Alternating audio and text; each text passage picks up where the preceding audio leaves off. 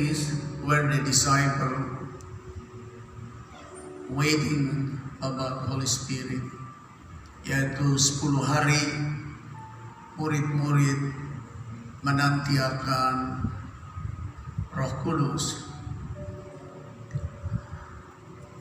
Di dalam kalender gereja setiap tahun kita memasuki hari memperingati pencurahan Roh Kudus yang ada 2 minggu ke depan kita mulai memperingatinya. Itu juga bukan berarti bahwa minggu-minggu dan ibadah-ibadah kita yang lain kita tidak merindukan akan Roh Kudus, tapi setiap kali masuk dalam kalender gereja memperingati hari Pentakosta, itu menyadarkan kita bahwa betapa pentingnya Roh Kudus di dalam kehidupan kita. Nah, Bapak Ibu dan saudara-saudara yang saya kasih dalam Tuhan Yesus Kristus,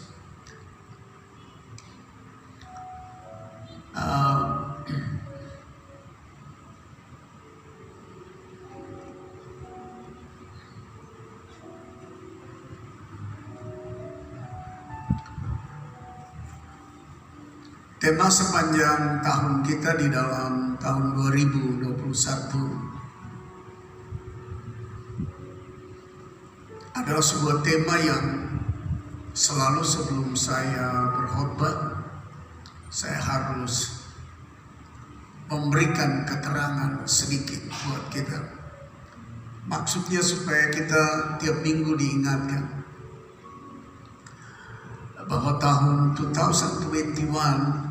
2021 adalah tahun di mana benar-benar kita digiring, dibawa masuk ke dalam everything must be changed. Segala sesuatu itu harus berubah. Segala sesuatu yang harus berubah ini adalah menyangkut paut pertama sekali standar rohani kita. Dunia yang kita hidup di dalamnya ini terus berubah. Dan kalau hal rohani kita tidak berubah dari keadaan yang lalu dan sekarang dan ke depan untuk menuju kepada sesuatu yang lebih baik, maka perubahan daripada kemajuan dunia ini melampaui standar rohani kita. Anda bayangkan bagaimana perubahan di bidang telekomunikasi. Kita masih ingat ya, waktu HP keluar pertama tuh besar begini, pakai antena panjang begini. Lalu berubah, sekarang genggam di tangan, isi di saku. Lalu makin hari makin lebih canggih. Makin hari makin lebih menuju kepada kesempurnaan penemuan tentang gadget atau alat telekomunikasi. Sebab kalau tidak ada perubahan itu, maka pabrik yang memproduksinya tidak laku barang produknya, lalu produsen rugi. Dulu kita mesti membawa kamera yang besar begini. Sekarang tidak ada kamera yang besar lagi seperti itu, kecuali ada hal-hal khusus tertentu yang masih memerlukan. Pada umumnya sudah taruh di saku, tak ganti semua. Maka itu pabrik, perusahaan kamera, Konica dan macam-macam yang hebat-hebat, Canon, semua bangkrut karena tidak masuk ke dalam perubahan teknologi yang lebih maju sekarang. Kamera di HP dan bahkan kamera di HP sekarang yang keluar terakhir ini lebih canggih dari kamera-kamera yang lain yang hebat sekali. Jadi dunia saja mengalami perubahan menuju kepada satu titik yang disebut titik kesempurnaan daripada pencapaian teknologi komunikasi dan teknologi dalam bidang gadget atau dalam bidang komunikasi. Nah, saudara-saudara yang saya kasihi, itu sebabnya di 2021 atau di 2021 ini kita memiliki tema besar yang menggiring kita bahwa hal rohani harus terus berubah menuju kepada yang memberi hasil atau yang mendatangkan hasil. Jadi dari benih yang ditanam dia mesti berubah. From the seed come out blade or grow and bright branches and flower and fruit. Itu dari benih akan tumbuh tunas, dan tunas akan menumbuhkan carang-carang, lalu carang-carang cabang, lalu bunga dan buah. Kalau benih itu tidak ada perubahan dalam pertumbuhan, tidak ada perubahan dalam menghasilkan cabang-carang dan bunga dan buah, maka benih itu tidak ada perubahan, berarti mati. Nah, kekristenan pun demikian. Ketika kekristenan kita seperti sebuah benih yang berjalan sekian lama, ditabur sekian lama dan tidak ada perubahan yang endingnya atau goalnya adalah menghasilkan sesuatu yang baik, maka kekristenan itu sekian lama ada di dalam sebuah kekelaman atau kegelapan, atau ada di dalam tanah yang sudah mati. Sehingga walaupun kita bergerak maju, walaupun kita bisa ngomong sama orang, walaupun kita bisa menyanyi, walaupun kita bisa berdoa, tapi seperti kita menyelesaikan rutinitas saja, atau melaksanakan liturgi-liturgi di dalam gereja saja, tapi tidak ada hasil apa-apa. Nah, kita mesti berubah. Jadi kalau dulu kita berdoa karena sebuah kewajiban berdoa, sekarang bukan. Kita mesti rubah, sekarang kebutuhan hubungan dengan Bapa. Dan dulu kewajiban, dari kewajiban itu kita lakukan tugas, tapi kita tidak ada hubungan dengan yang sebenarnya kita berseru. Kita nyanyi dulu, kita nyanyi karena kita tahu lagu itu, nyanyian itu. Tapi sekarang kita nyanyi, sudah ada perubahan, yaitu untuk menyenangkan Tuhan, untuk menyembah Tuhan. Kalau kita angkat tangan sekarang, sebenarnya kita mau katakan bahwa ada satu perubahan di mana hati kami melampaui tangan kami.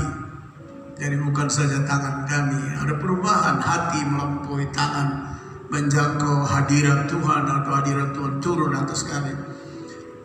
Kalau dulu kita memberi sebagai sebuah kewajiban, tapi sekarang kita memberi karena kita cinta pekerjaan Tuhan, kita cinta gereja Tuhan dalam pertumbuhan dan perkembangan. Jadi beda, perubahan-perubahan itu harus terjadi sehingga kita menuju kepada apa yang disebut kedewasaan yang menghasilkan buah. Nah, 2 minggu lagi kita akan merayakan Ascension Day, hari kenaikan Tuhan Yesus ke surga, lalu disambung dengan 10 days we memorize about God pour out Holy Spirit 2000 years ago. Kita memperingati hari penantian 10 hari para murid bersekutu menanti pencurahan Roh Kudus, dan Tuhan Yesus mencurahkan Roh-Nya yang kudus. Nah, untuk itu saya angkat sebuah subtema dalam tema besar kita pada hari ini adalah Roh Kudus. Sangat penting bagi orang percaya. Holy Spirit is very important for believers.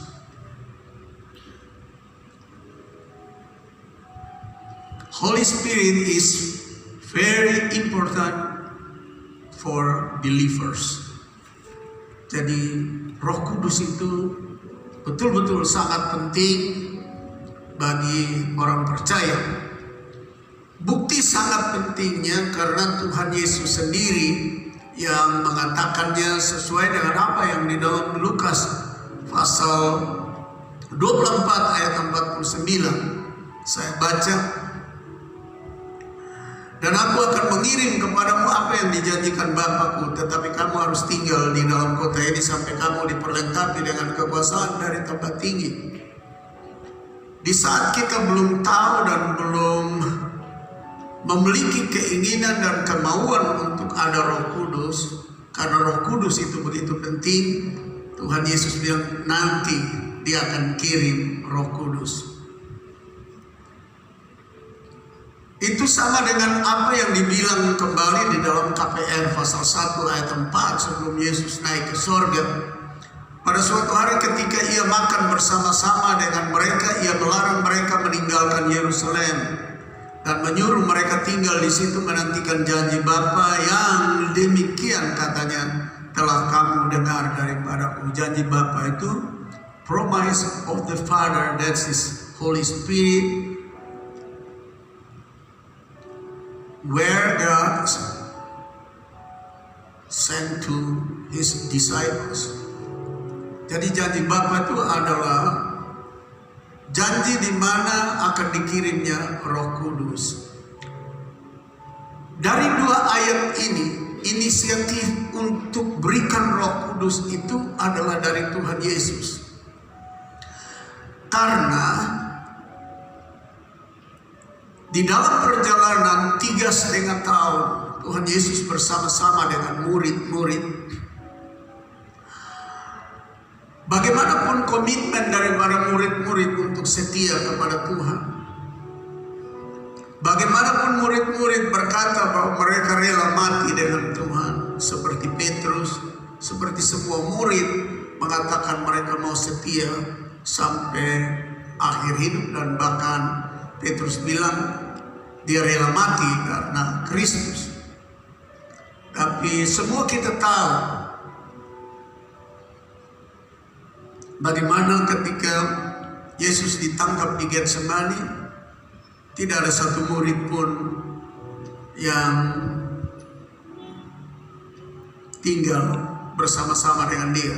Meskipun Petrus ikut, tapi ikut dengan jarak yang cukup jauh, bahkan menyembunyikan diri, bahkan menyangkal, bahkan he swear to his son, I don't know that man. Bahkan dia bersumpah kepada dirinya sendiri bahwa dia tidak kenal Yesus itu ketika dia dituduh atau dikasih tahu bahwa engkau salah seorang yang mengikutinya. Nah, dari sini dilihat bahwa benar-benar ketika orang tidak memiliki Roh Kudus, karena waktu itu Roh Kudus belum turun secara permanen di atas bumi. Roh Kudus baru bekerja secara temporer atau sewaktu-waktu. Itu sebabnya Tuhan Yesus berkata, saya akan kirim Roh Kudus. Sesuai dengan janji Bapa, saya akan berikan. Jadi Roh Kudus itu begitu penting untuk para murid. Holy Spirit is very important to believer, to disciples. Sangat penting bagi murid, bagi orang percaya. Karena tanpa Roh Kudus, lebih gampang orang undur, lebih gampang orang lari, lebih gampang orang menyangkal, lebih gampang orang berbuat dosa, lebih gampang orang melakukan hal yang tidak manusiawi. Jadi Roh Kudus itu sangat penting bagi orang percaya. Very, very important to and for believers. Sangat penting. Nah, kenapa saya mengangkat ini? Karena memang perlu kita semua diingatkan bahwa tanpa Roh Kudus kita akan hancur di dalam perjalanan kehidupan yang masih sisa, yang tidak tahu bagi saudara masih berapa tahun, bagi saya masih berapa tahun, kita tidak tahu. That is very secret because only God know that. Itu sangat rahasia yang tahu hanya Tuhan. Nah, pentingnya Roh Kudus itu untuk kita adalah pertama, untuk menolong umatnya yang lemah, to help His weak people.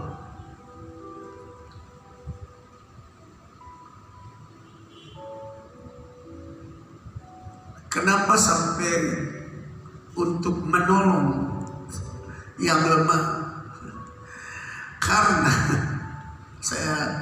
kita baca dulu ayat ini. Yohanes 14 ayat 16. Aku akan minta kepada Bapa dan Ia akan memberikan kepadamu seorang penolong yang lain supaya Ia menyertai kamu selama-lamanya. Dari kalimat ini yang Yesus sampaikan, I will ask to the Father and He send to you a helper, seorang penolong. Saya minta kepada Bapa untuk kirim kepada kamu seorang penolong.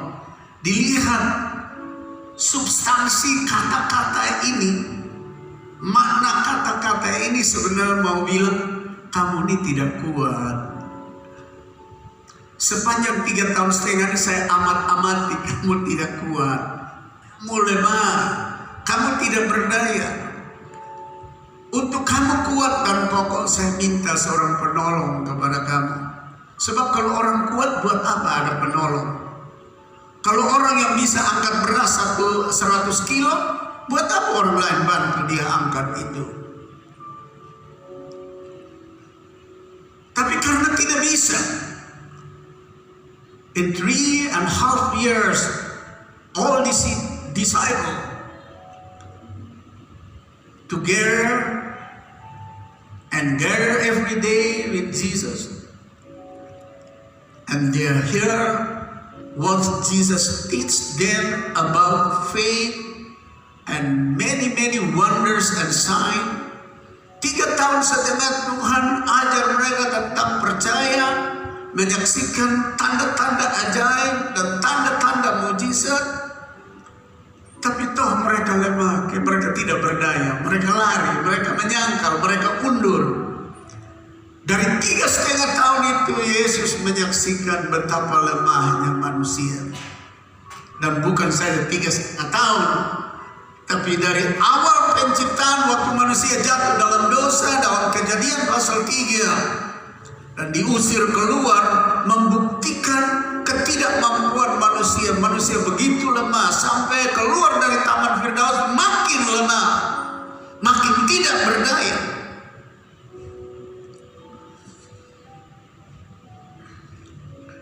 Dan akhirnya Tuhan Yesus bilang, kamu akan tidak kuat. That is, I tell to you, I want to ask to the Father, and Father send to you helper, a helper. Saya akan minta kepada Bapa untuk berikan seorang penolong. Kalau tidak ada penolong, kamu akan terus menjadi orang yang tidak dapat bertahan. Kamu akan menjadi orang yang tidak dapat setia. Kamu akan menjadi orang yang tidak dapat hidup benar dan takut dan taat dan hormat dan jalan di dalam jalan.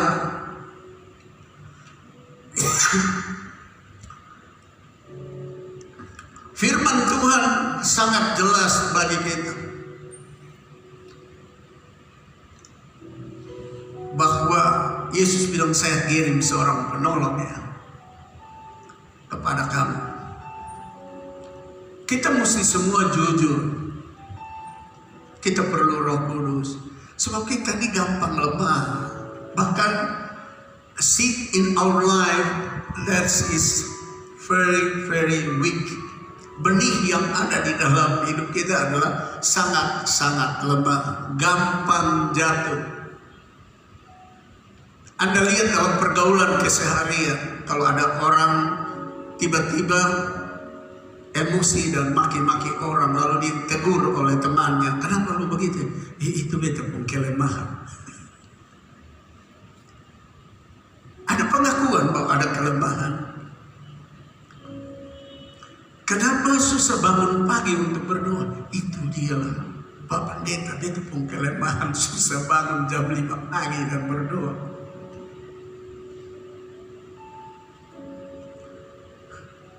Kenapa Bu?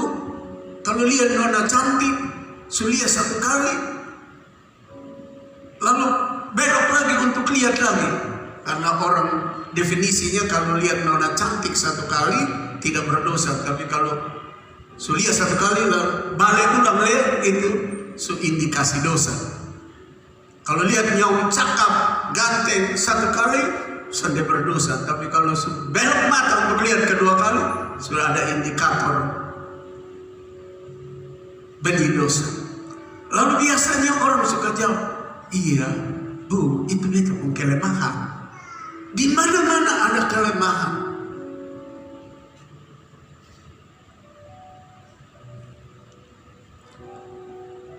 Kenapa cepat sekali emosi, marah? Itu saya pun kelemahan. Kenapa cepat tergoda? Itu saya punya kelemahan. Manusia ini dilekatkan dengan benih yang disebut lemah, tidak berdaya. Kenapa suka bohong? Iya Pak Pendeta, kita sudah bermaksud mau bohong, tapi itulah kelemahan. Sudah jadi biasa omong suka bohong.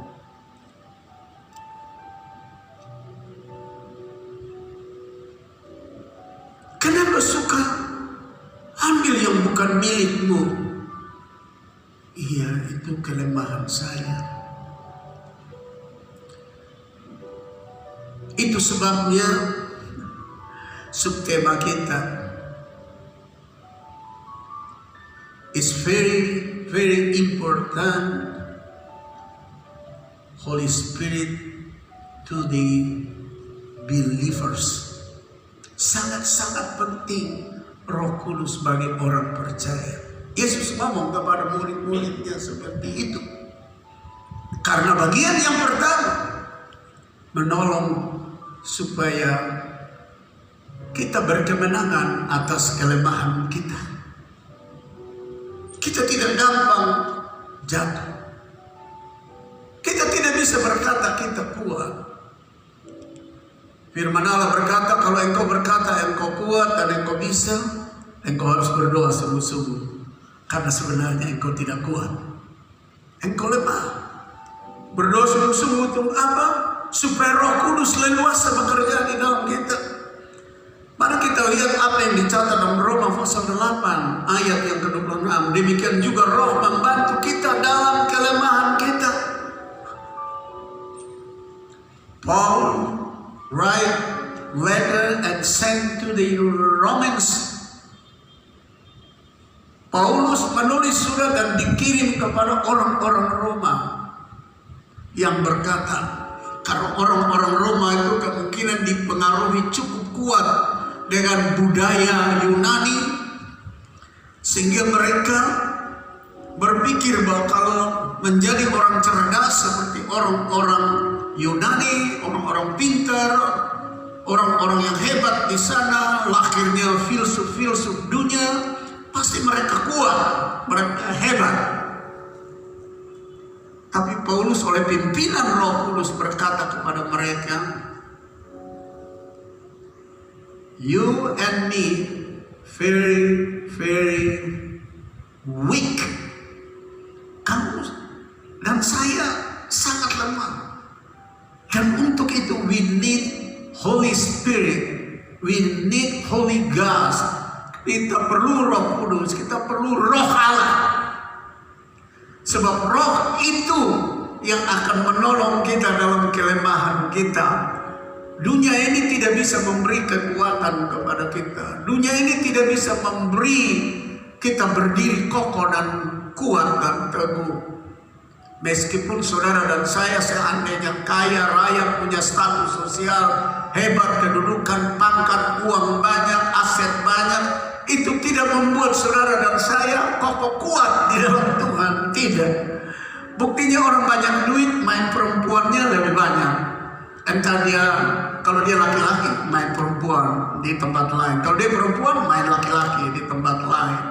Anda lihat banyak orang punya duit, punya kedudukan, justru manfaatkan kedudukan dan uangnya untuk berbuat khianat kepada Tuhan, berbuat yang tidak benar, tidak bisa membuat kita kuat. Kita makin lemah, makin banyak kekayaan, harta, makin banyak kita memiliki segala sesuatu, makin kita lemah. Oleh karena itu Tuhan bilang, saya kirim ya penolong, supaya waktu engkau mau miring kiri, dia kasih tegak. Engkau mau miring kanan, dia kasih tegak. Engkau mau jatuh belakang, dia kasih tegak. Engkau mau jatuh matono, dia kasih tegak. How urgent and very important Holy Spirit to believers. Betapa pentingnya Roh Kudus dan betapa urgentnya Roh Kudus buat kehidupan orang percaya. Kalau tidak, gampang kita jatuh. Saya punya teman, dia mendapatkan S2 di bidang teologi lebih dahulu dari saya. Lalu dia dikirim ke Lombok. Kenapa dia lebih dahulu? Karena dia lebih pintar saya. Saya harus jujur, dia pintar sekali. Jadi semua dosen angkat jempol dia. Waktu pelantikannya, namanya disebut ulang-ulang kali. Lalu waktu penempatan dia terpanggil ke Lombok. Jadi termasuk saya juga ikut dalam rombongan untuk mendoakan. Dia berangkat ke Lombok. Sebagai orang yang punya pengetahuan hebat, baik di bidang teologi dan lain-lain, punya martabat rohani secara ilmiah, jempolan. 1 tahun atau 1,5 tahun kemudian saya berangkat ke Lombok. Waktu saya sampai, saya nyebrang dari Denpasar ke Padang Bayi. Turun ketua daerah, ketua sinode bilang begitu, jemput saya. Di atas mobil, dia mulai bercerita sama saya. Dia bilang, aduh kasihan Bro John. Dia ngomong 2-3 kali, lalu saya tanya, kasihan apa? Dia, Bro, punya teman itu. Dia pintar. Dia punya otak teologianya jempolan. Saya mesti hormat sama dia. Tapi karena dia pintar, otaknya brilian, juga khotbahnya bagus semua, lalu dia kurang perlu Roh Kudus. Dia sudah andalkan dia punya kemampuan, dan Bro John tahu dia sudah dibawa lari oleh perempuan Sasak. Sebab kalau di Timur lebih dikenal dengan laki-laki bawa lari perempuan. Kalau di Lombok yang paling terkenal perempuan bawa lari laki-laki. Itu perempuan-perempuan Sasak, jagoan, mereka punya kuasa kegelapan dan lain-lain. Jadi dia punya teman itu sudah dibawa lari oleh perempuan Sasak. Karena saudara baca di surat kabar masa lalu, sekarang barangkali tidak dimuat lagi, tapi panjang lebar Sasa, Lombok dengan suku Sasak itu terkenal dengan apa yang disebut dengan kawin musim. Kawin musim itu artinya musim panen, kawin. Habis panen, cerai. Jadi tiap perempuan suku Sasak itu pernah punya suami 20-30. Laki-laki juga pernah punya istri 20-30. Karena itu budaya kawin musim. Jadi saya dengan ketua sinode ini ngomong-ngomong, dia bilang, Bro, biar kita pintar bagaimana kalau Roh Kudus tidak ada, kita sangat lemah, gampang jatuh.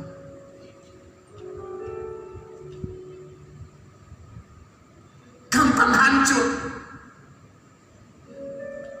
Tidak ada kekuatan dunia yang bisa menopang kita. Tadi saya sudah bilang, uang banyak tidak menopang kita. Bukti banyak orang yang punya uang banyak, makin lemah, makin gampang peluang kesempatan bikin dosa lebih banyak. Kalau Roh Kudus ada di dalam dia, justru dia makin kaya, makin punya status sosial baik, makin kokoh kuat karena Roh Kudus ada di dalam dia dan punya kesaksian bagus. Baru-baru saya nonton video menarik rapat DPR RI. Wah, saya kagum betul. Perwakilan anggota DPR dari Papua, waktu dia mau berbicara, barangkali sudah nonton kan? Wah, saya kagum. Dia bicara 3 kali. Terima kasih Tuhan Yesus, terima kasih Tuhan Yesus, terima kasih Tuhan Yesus. Sekarang saya mau bicara. Ini di DPR RI dalam rapat yang besar. Waktu saya dengar itu, saya lihat itu, saya terkagum dan betul-betul pikir orang-orang yang kita bilang orang-orang ketinggalan, sebab orang suka omong Papua ketinggalan, meskipun kita juga ketinggalan. Tapi Anda lihat ketika Roh Kudus ada, mereka tidak takut di mana-mana, sampai di dewan yang terhormat itu mereka bicara 3 kali. Dia bilang sebelum saya bicara, terima kasih Tuhan Yesus, terima kasih Tuhan Yesus, terima kasih Tuhan Yesus. Dia mulai bicara, semua diam.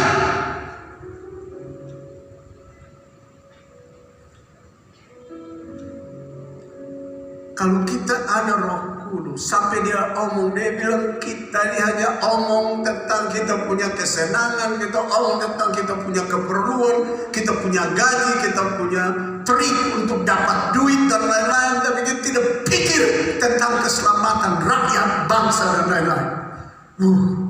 Saya punya bulu roma berdiri.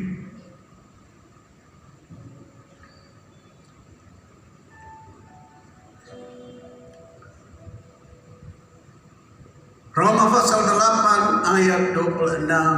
Likewise the Spirit also help in our wickedness.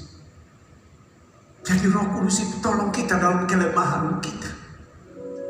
Maka itu very, very important.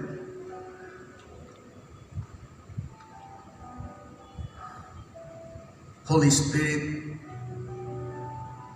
to the believers, for believers. Sangat penting Roh Kudus buat orang percaya. Kalau tidak kita gampang jatuh, kita gampang berbuat dosa, kita gampang berbuat salah, kita gampang berbuat melukai dan menyakiti hati Tuhan. Seperti Petrus sebelum penuh Roh Kudus, dia bisa bersumpah, I swear in the front all people, I don't know that's man. Saya bersumpah di depan orang banyak itu, saya tidak kenal Yesus. Sangat lemah kita. Karena itu saya kasih ingat, kalau kita uang banyak, kita berhasil, kita punya kedudukan, kita punya pangkat, kita punya status sosial, kita punya aset, kita menjadi orang yang dianggap berhasil. Ingat, itu tidak kasih kuat kita. Roh Kudus kita perlu. Ada memberikan dulu sanjungan. Kita perlu. Sebab kita lemah, kita tidak kuat. Yang kedua, kita perlu Roh Kudus. Sebab Roh Kudus menaruh kebenaran ke dalam hati kita dan tetap tinggal di dalam kita. Jesus sent Holy Spirit, that's the true Spirit, into our heart and stay forever in our heart. Jadi Roh Kudus itu kita perlu dan Yesus kirim. Dia taruh Yang tadi pertama dibilang itu roh yang memberi kekuatan karena kita lemah. Yang kedua, karena dosa warisan nenek moyang kita Adam dan Hawa, tidak ada lagi kebenaran dalam kita. Maka itu dia berikan roh kebenaran. Sesuai dengan ayat ke-17 dari Yohanes 14, yaitu roh kebenaran. Dunia tidak dapat menerima dia sebab dunia tidak melihat dia dan tidak mengenal dia. Tetapi kamu mengenal dia sebab ia menyertai kamu dan akan diam di dalam kamu.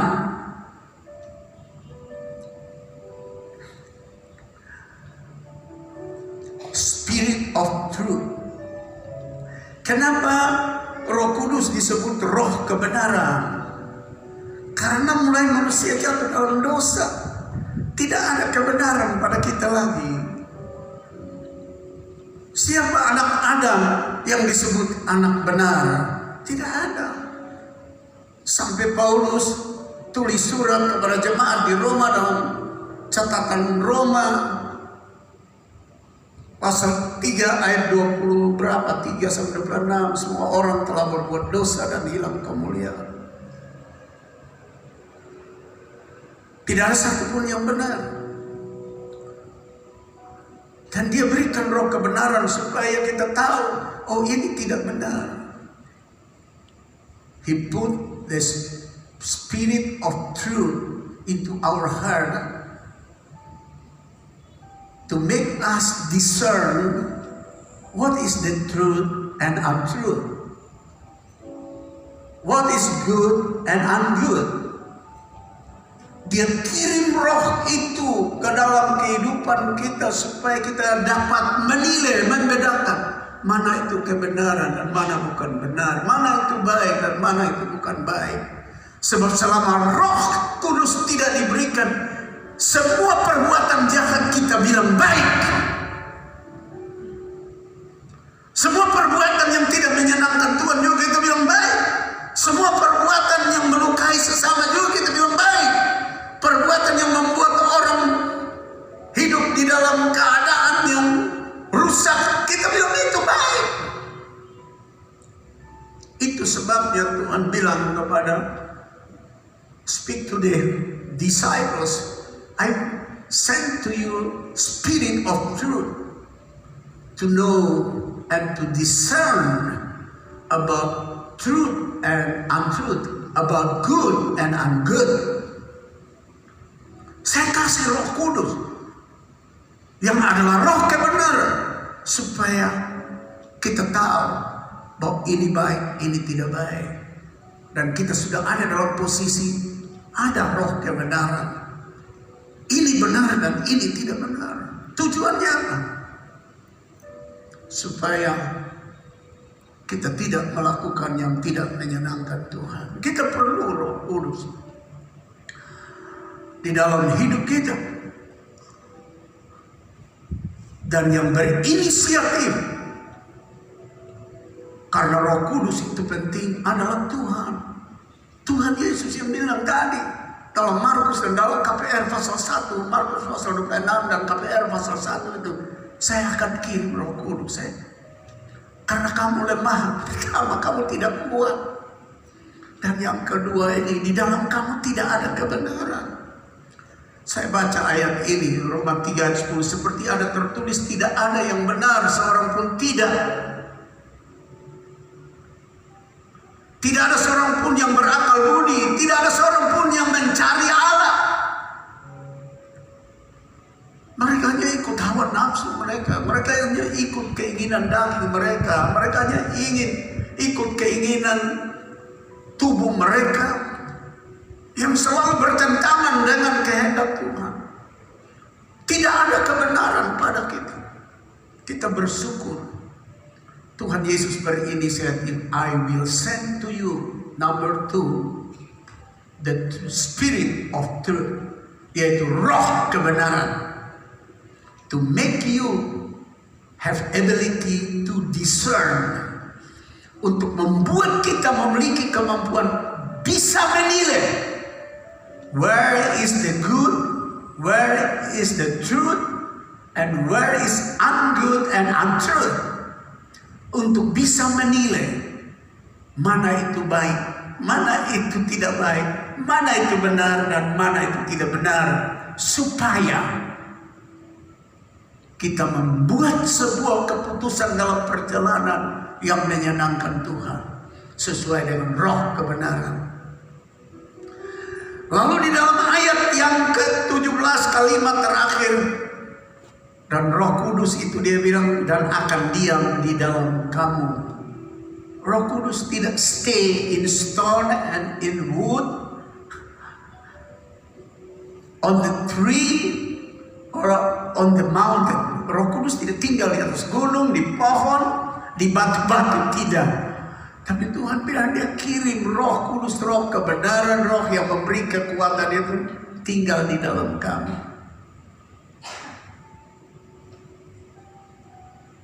Tempatnya kita. Waktu saya membaca Ibrani pasal 3 ayat 6, saya benar-benar puji Tuhan, haleluya. Dia bilang begini, tetapi Kristus setia sebagai anak yang mengepelai rumahnya. Yesus sebagai anak yang mengepelai rumahnya. Lalu kalimat berikut yang warna biru, dan rumahnya ialah kita. Kenapa dia tinggal di dalam kita? Because our body is his home. Karena firman Allah berkata tubuh kita rumahnya. Dan dia mau tinggal di dalam kita. Pertama Korintus pasal 3 ayat 16 berkata, tidakkah kamu tahu bahwa tubuhmu itu bait atau rumah daripada Roh Kudus. Nah kalau kita rumahnya, mengapa engkau tidak beri kesempatan? Mengapa engkau tidak izinkan? Why you not allow him to stay forever in your heart? Mengapa engkau tidak izinkan dia untuk tinggal tetap di dalam hatimu? Sebab we are weak.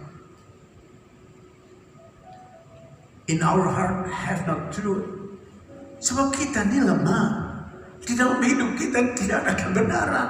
Kalau dia tinggal di situ, dia sumber kebenaran, dia sumber kekuatan, dia kota benteng kita, dia Allah pelindung, penolong, gembala agung, Tuhan dan Allah di atas segala.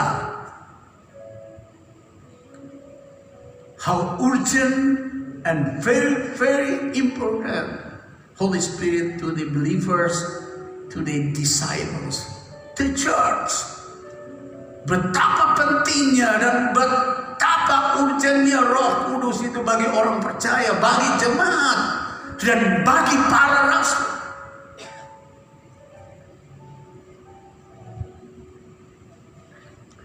Yang ketiga, untuk menghibur, to comfort and teach us, because we are stupid. Karena kita mulai dosa masuk ke dalam dunia, kita jadi bodoh. Akibat kebodohan hanya ada duka dan susah, seperti Adam dan Hawa. Diusir keluar menjadi bodoh, dan firman Allah bilang kepada perempuan, beranak juga susah. Padahal di Taman Firdaus tidak susah. Engkau kerja tanah, engkau susah, keringat turun, segala susah terus. Hidup ini tidak pernah dilekatkan dengan apa yang disebut terhibur, penghiburan, susah saja.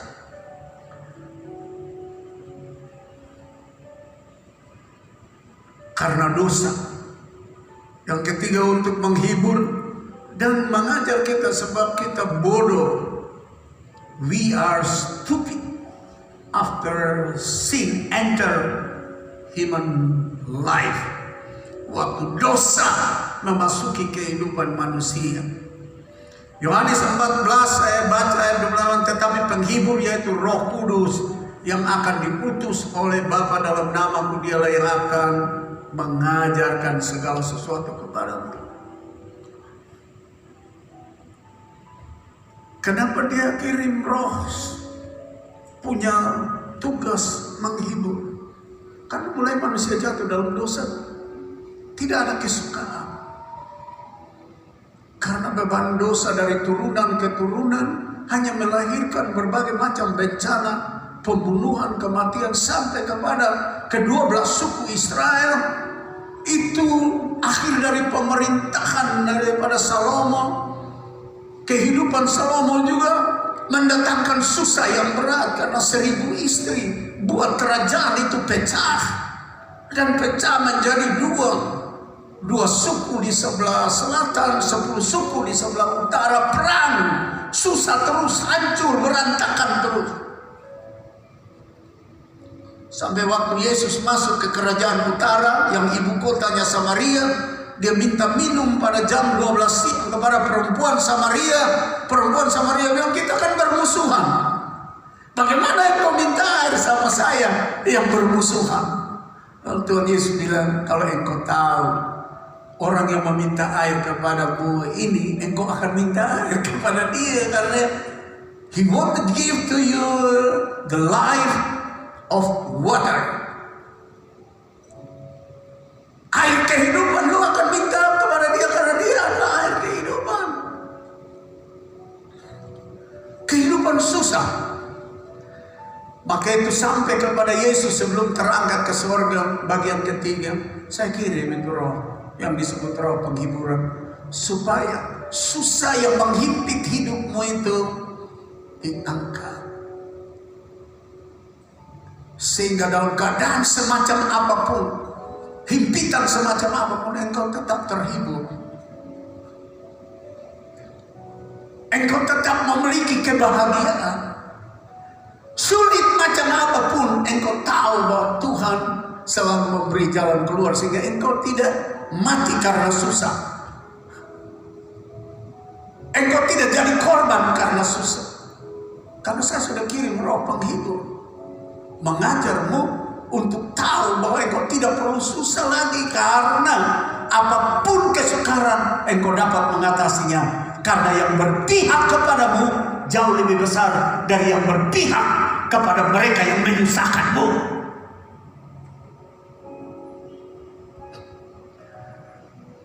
Tadi pagi saya sekali lagi cerita ulang tentang kisah 40 tahun yang lalu.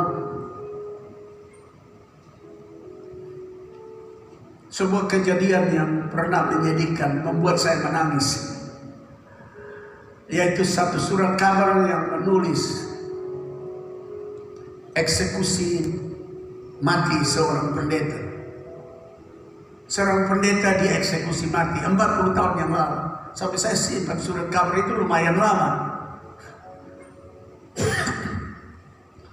Karena saya suka baca, walaupun menyedihkan, menyakitkan, tapi rasa bagaimana ibadah dan cinta Tuhan itu makin menyala-nyala. Ceritanya begini.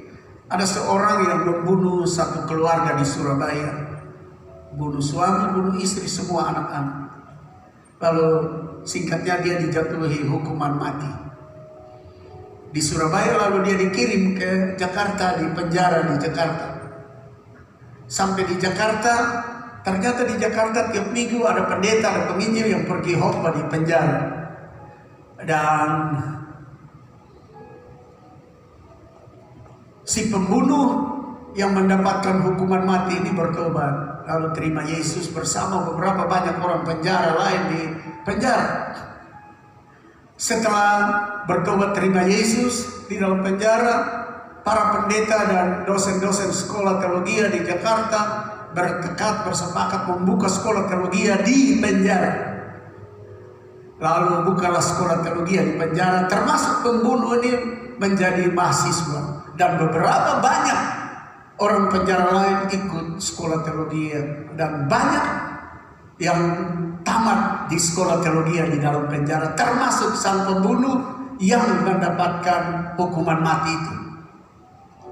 Mereka diwisudakan, lalu beberapa di antara mereka yang diwisudakan sudah habis masa penjaranya, lalu mereka keluar, mereka bekerja dengan gereja-gereja, bahkan mereka jadi pendeta di beberapa tempat di Jawa Barat.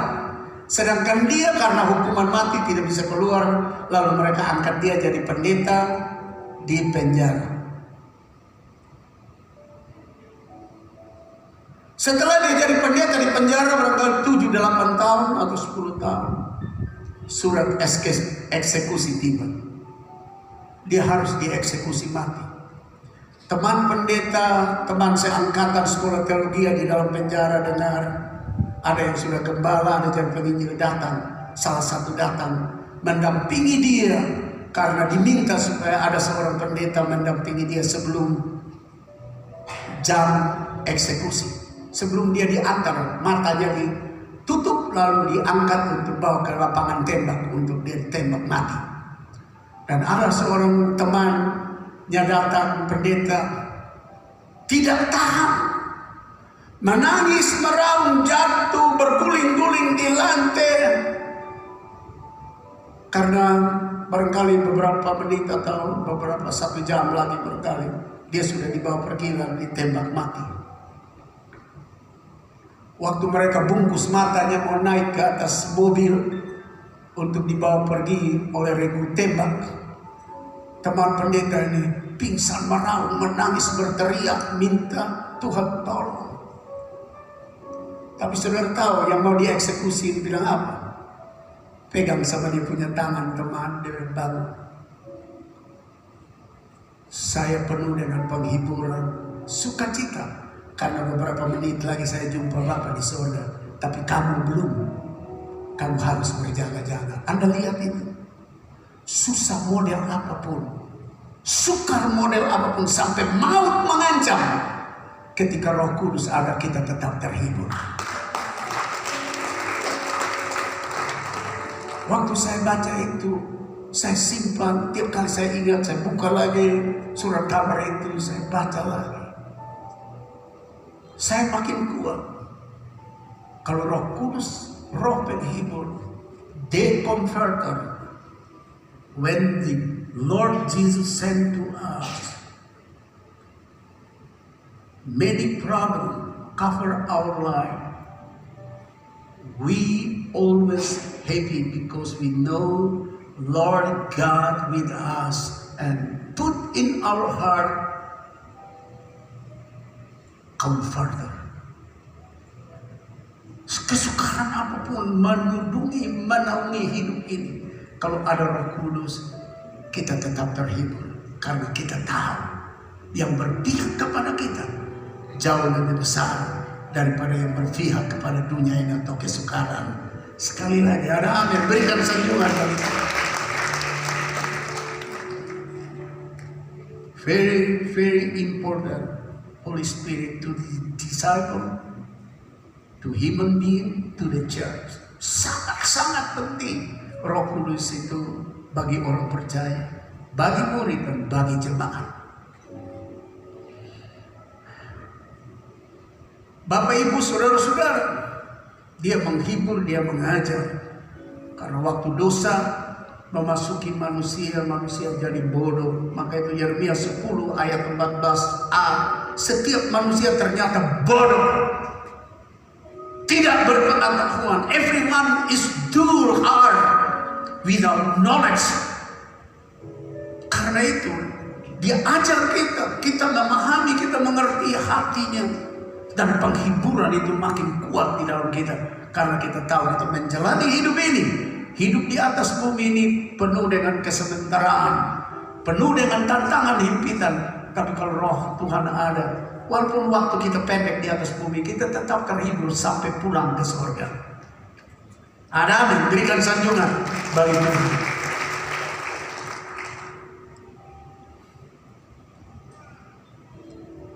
Dan resumenya daripada semua adalah yang keempat, to comfort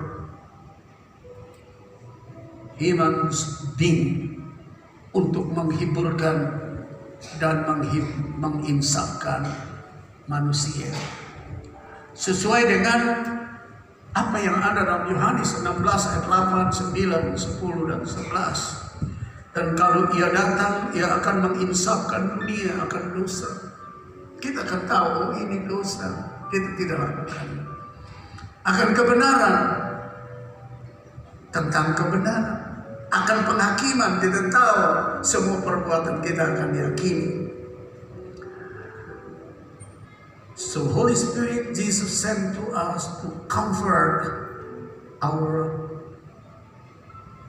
self, to comfort our mind,